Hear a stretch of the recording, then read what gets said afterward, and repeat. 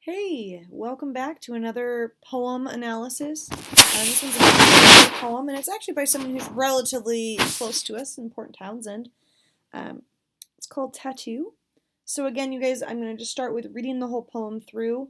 I apologize that it has this weird highlight behind it. I did copy and paste it from the internet, and sometimes that's hard to get rid of. Um, so I'm going to go ahead and read it, and then we'll start our analysis. So, Tattoo.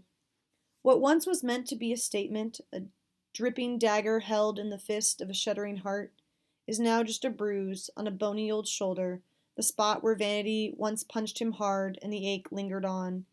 He looks like someone you'd had to reckon with, strong as a stallion, fast and ornery.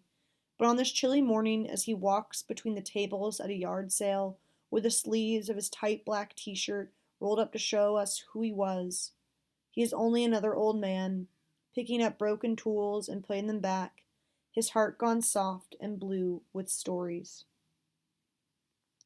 So, first of all, I just think this poem has some really pretty imagery and a very pretty voice to it. Um, so that's one thing that I really like about this poem. And it doesn't seem to have an author, which is too bad because I would have liked to look up some more of their poetry just because I like this imagery so much. Um, And so let's go through with anything that we might not know. You don't know the word vanity or stallion or, well, anything that you saw in there that you didn't necessarily know. But those are some of the ones that I thought you might need to know those words in order to kind of go forward with this. So if you need to pause and look those words up or anything else in this that you felt like you should, go ahead and pause it now and come back once you feel like you have a better understanding of those words. So what we're going to do next is we're going to look at the imagery of this tattoo. So it's a dripping dagger held in the fist of a shuddering heart. Now just a bruise on a bony shoulder. So we're going to do that comparison we talked about in the second video if you didn't see it. But anytime you have kind of a comparison, you want to make sure you're looking at what the author is saying on both sides of it.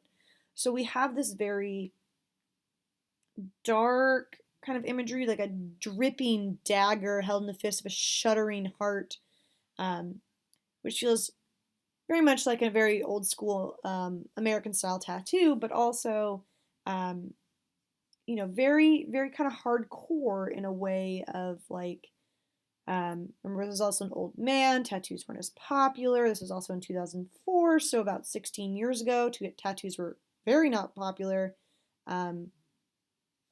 So, definitely something that would have like stood out, and something that is kind of a violent sort of picture, right? The heart is shuddering, it's cowering, the dagger is dripping.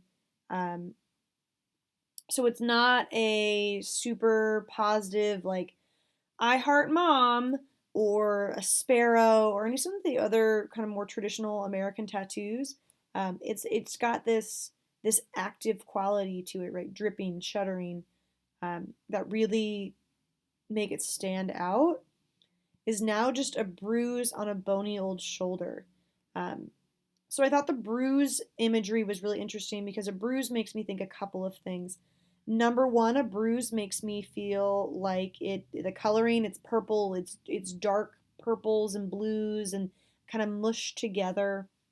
I don't know if you've ever like really looked at bruises. But also a bruise is a wound. So I thought that was interesting that it wasn't just like described as like a muddled mess or faded. It was actually described as something that's a wound. Let's see if I can actually add a comment. Oh, there we go. So if we add a comment here of just things to think about, bruise imagery equals wound. So was this man hurt? How does it represent a wound? or somewhere where he was hurt. And then we got the once punched him. So here we have punched him. I'm going to add a comment here of, was this what created the wound, right? The bruise. And so what is it? Vanity that has punched him hard and the ache lingered on. So my next question that I might ask myself would be, what does the author think of vanity? What does the author think of expressing who you are? Then he looks like someone you had to reckon with. And I want to just point out that I am looking at this in that it is past tense.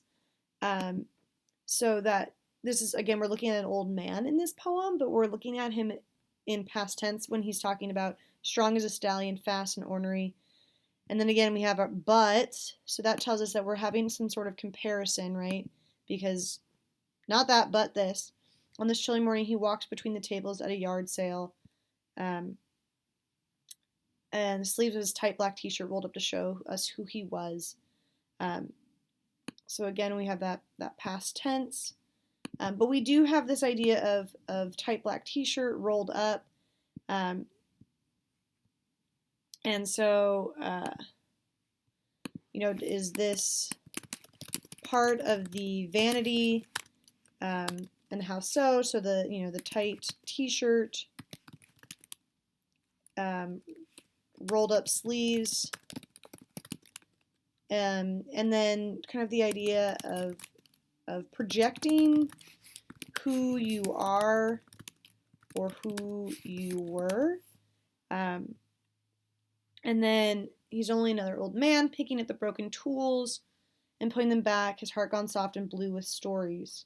I thought it was interesting that they included broken tools here, so let me go ahead and highlight that and add a comment about, is this a comparison to the man? So here we go, better. Is this a comparison to the old man of broken tools and kind of going through things that are there? Because we know that the author has referred to him as having like a bruise or a wound from this vanity. His heart gone soft and blue. And I thought blue was interesting because it is also the color of bruises. So that was something that made me wonder about that. But we really have this idea here of this old man who was once a stallion and is now just an old man at a yard sale. And so I'm going to leave you guys with this. I'll let you guys figure out messages and all of that. But just kind of I wanted to show you how, one, how the comment feature works on Word, but also how we can start asking questions. What was created the wound? What does he think about vanity?